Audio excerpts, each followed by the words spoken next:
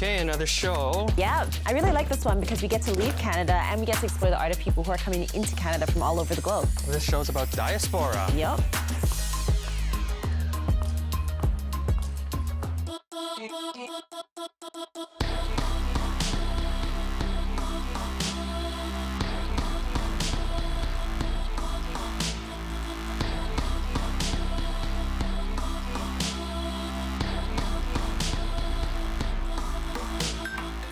Hello and welcome to CBC Arts Exhibitionists, where we spend 30 minutes each week sharing the innovation and creativity of the Canadian art scene. I'm your host, Amanda Paris. To begin, we are heading to the Philippines with one designer who realized that making connections to her homeland was no easy task. So she took it upon herself to build the bridge, using traditional Filipiniana fashion as her tool. I hope you've got your barong and terno ready because we are off to Manila.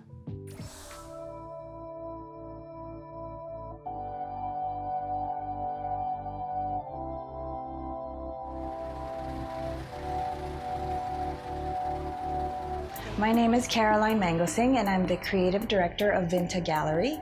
And Vinta is a bespoke, so it's custom-made and ready-to-wear Filipiniana clothing. We make it here in Manila. We get some of the embroidery done traditionally where they've been made. Mostly I'm inspired by the fabric. I look at a lot of indigenous fabric, so fabric that's hand-woven here in the Philippines. I like to start with that. For the men's garment, it's the barong, which is just a shirt. The thing that makes it Filipino is the fabric, which is the pineapple fiber, and the embellishment, which is embroidered at the front. And then the women's garments have the butterfly sleeves. Even in history, the sleeves were always what made the dress.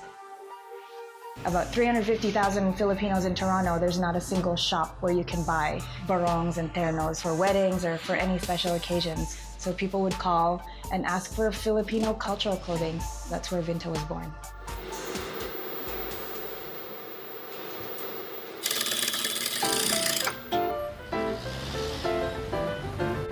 These days, Filipino traditional clothing is very costumey. It's a lot of bright colors and very ceremonial. But you know, the history of the clothing, it was what everybody wore all the time in general. So, you know, parties, and then there was like regular kind of everyday versions of it. We shall be firm in handling radicals, especially those engaged in violence. Politics kind of changed the way we wore traditional clothing because the barong and the terno was really associated with the Marcos dictatorship because they wore it all the time. And after they stepped down, people didn't want to wear it anymore. It just became uncool. And it's just now that it's coming back into fashion, it's not very fashionable. Meron pa kayong ibang kulay nito? Mayroon. Itim, meron kayo? My mom was really crafty. In the Philippines, she had a children's clothing manufacturing company. I was born here in the Philippines, in Manila, and my family immigrated to Los Angeles, and then we moved on to Vancouver when I was 16. Well, growing up in Vancouver was pretty devoid of anything Filipino. I felt a lot of culture shock, and I think that's when I started my dig. I started taking women's studies, reading books by people of color, and kind of trying to figure out who I was, starting from my culture. After a couple of years, I sold everything I owned and bought a one-way ticket to Toronto. From there, a few years later, I ended up founding a Filipino Arts and Cultural Center, Kapisanan, in downtown Toronto. Filipiniana clothing is a way that we can express our culture without having to talk about it. You just wear it. You wear your culture on your sleeve. I think that what I'm trying to do is continue the craftsmanship of the hand embroidery and the hand weaving and make it available to the rest of the world. I love that I was able to find a nice little niche in fashion. I feel like that's part of my family legacy. I've noticed this growing trend of people using their culture as an influence for their music, their art, their fashion. I'm really excited to see where this trend goes next. Throughout this episode, in between each of our stories, you're going to see some really cool collage animations. They were all created by our exhibitionist in residence, an artist whose work we have chosen to showcase. I'd like you to meet Franziska Barcyzk. Hi, my name is Franziska and I'm an exhibitionist in residence this week. I'm a Toronto-based artist and illustrator, and I combine photography, collage, and illustration to create GIFs. I cut out different shapes from magazines. I then use a combination of traditional media such as pen and ink and watercolor. I then create my composition, I scan everything in, and then create a stop motion feel to create my animations.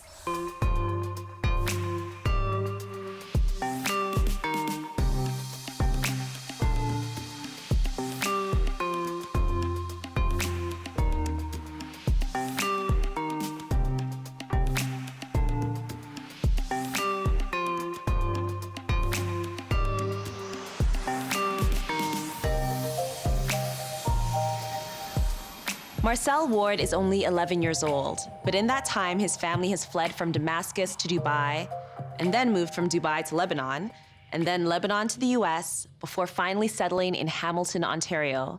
Throughout all of that change and upheaval, Marcel's constant has been the piano. We're about to find out why his family calls him Mini Mozart.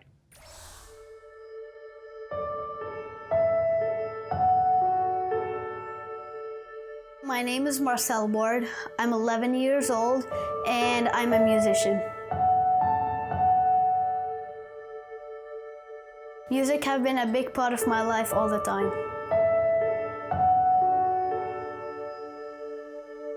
I started composing my music after my dad started explaining to me, look how everybody composes their music. They never go take it from someone, they compose it by their own. I was like, really? This piece I made was inspired by a thunderstorm. It was one stormy night and I was trying to challenge myself, so I went ahead and made a song that shows how thunderstorms are.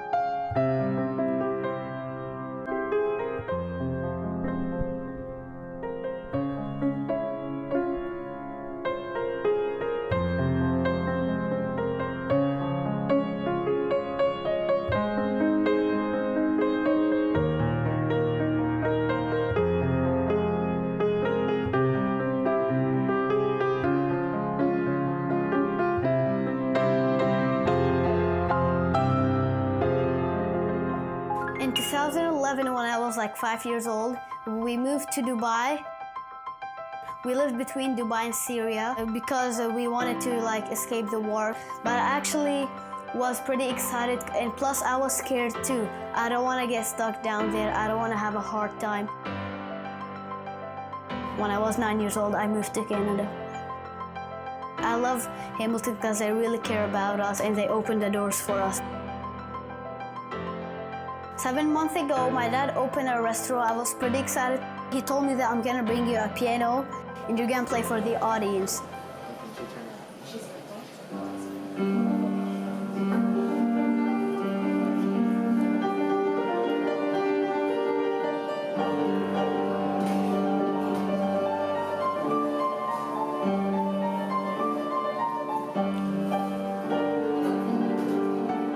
It's important that I'm playing for people because I can't just play for myself. I have to play for others to make them happy. I like to hang around the restaurant. I help my dad and mom sometimes. I know they work hard, they do stuff for me. I want to show them that I feel how hard they work.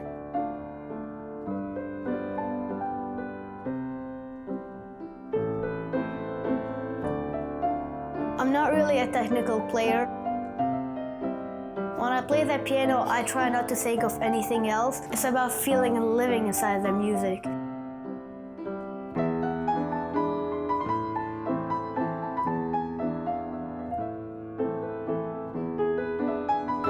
I love practicing in the morning because when you wake up, you feel fresh and new, and I just can't play awesome classical music.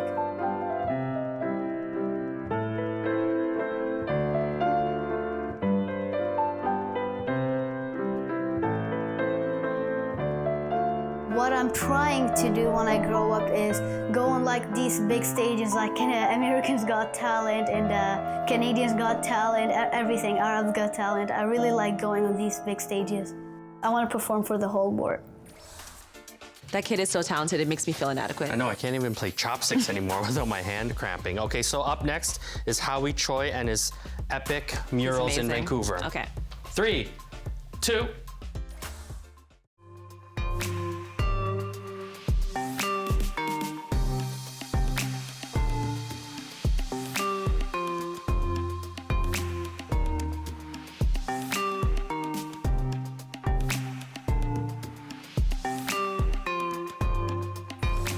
Just like Mini Mozart, Howie Tsui has lived in many places. He was born in Hong Kong, raised in Lagos, Nigeria, moved to Thunder Bay, and now lives in Vancouver. He's had a prolific career as a contemporary visual artist with influences that range from martial arts movies to anime, Chinese ghost stories to Hong Kong TV shows. Right now, we head to the West Coast to see his most epic work.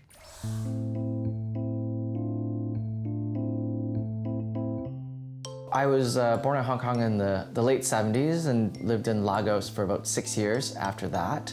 And then we immigrated to Canada in '84 to Thunder Bay, where I grew up. And at that time, we moved to Canada because my dad started a video cassette manufacturing business. And our basement was full of video cassettes that were shipped to us from Hong Kong and of martial arts fantasy fiction, TV shows, and they were very important for my family. They provided a portal, a tethering to Hong Kong. After that, I went to school in Waterloo, Ontario, in like the late 90s. And at the time, I think when I went to art school, I was a little bit shook because I felt the work that I instinctively wanted to make didn't fit within the kind of framework of the Canadian contemporary art canon. So a lot of my work were kind of like hidden in my sketchbook, and I'd be too shy or too self-conscious to, make paintings out of them. But it was only around that time I stumbled upon these kind of subculture magazines, Giant Robot, which was an Asian American zine. I really gravitated to the work in there as a form of another place, that there was a space for the work I instinctively wanted to make. And through this discovery, I realized that it was okay to make work that looked like cartoons and that looked like anime. Following that, I moved into a project called Horror Fables that was a collection of ghost stories, and I wanted to explore the idea of fear because it felt really prevalent at that time in our culture, in the media, and I wanted to satirize it. So I kind of made these exaggerated pictures of a lot of kind of gruesome acts that took place in folkloric Japanese and Chinese ghost stories. Retainers of Anarchy actually started as a concept in 2010, so 7 years ago. And it was during the first time I went back to Hong Kong in 25 years, and I saw this huge animated scroll called The River of Wisdom that China produced for the World Expo, and it depicted a traditional Song Dynasty scroll. My initial reaction was oohs and ahs. My mind was boggled. But then later on, I started to read it as maybe a soft form of messaging because it depicted this socially harmonious, idealistic society. And at this time, Hong Kong was ceding its independence to mainland China. So I wanted to make a work that responded to that. So I made Retainers of Anarchy, which also involved the genre of martial arts fantasy fiction, which I was already moving towards kind of researching. What I didn't know about the genre, which martial arts TV shows I grew up watching all the time, and they were just super cool to me. But as an adult now and doing research, I'm looking back on it, and I didn't know that genre was a banned form of fiction in mainland China, and a lot of its practitioners were exiled to Hong Kong and Taiwan. So I wanted to use that genre of martial arts fantasy fiction as sort of a symbol or an allegory of this resistance. you know, what I'm trying to do with my practice is I'm trying to create a space for other diasporic artists to feel that it's okay to make work that reflects who they are. And yeah, I'm hoping that my work kind of can empower other diasporic artists to keep it real.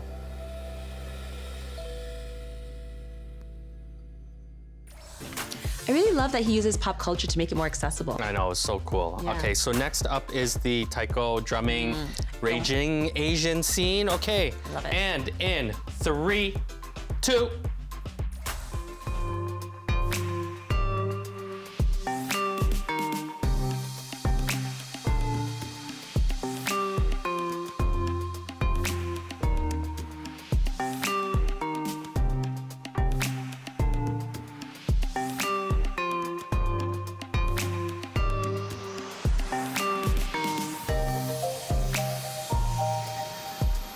I remember the first time I saw the raging Asian women taiko drummers perform. I could barely breathe. I was so entranced by the power and passion in their performance. For hours after, I could feel that bass continue to reverberate. Today, our CBC Arts correspondent, musician April Eliermo, is going to take us to hang out with the women determined to march to the beat of their own drum.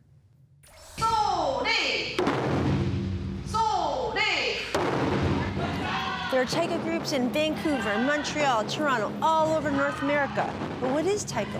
How did this ancient Japanese art form end up in this part of the world? Taiko was traditionally played by men, but here in North America, that isn't the case anymore. We are so lucky to catch up with one of taiko's North American pioneers, as well as the raging Asian women taiko group.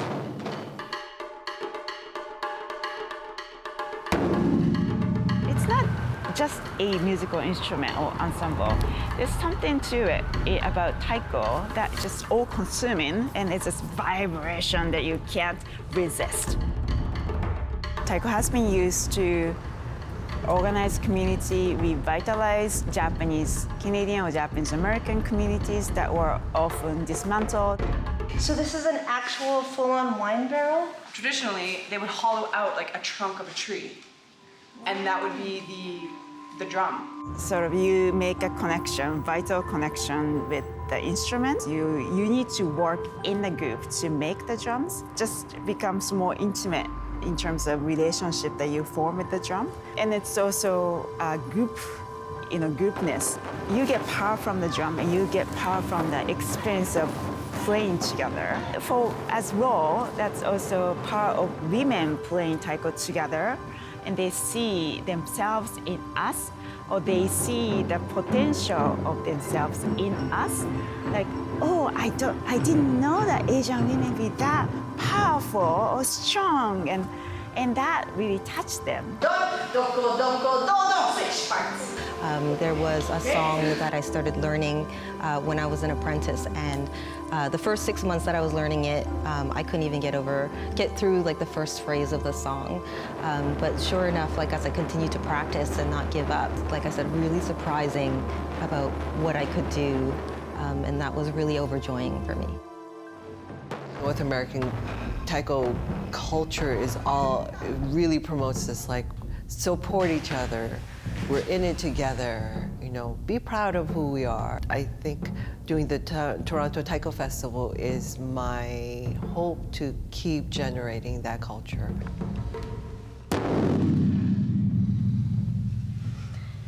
With that one strike, I'd like you to release anything that no longer serves you.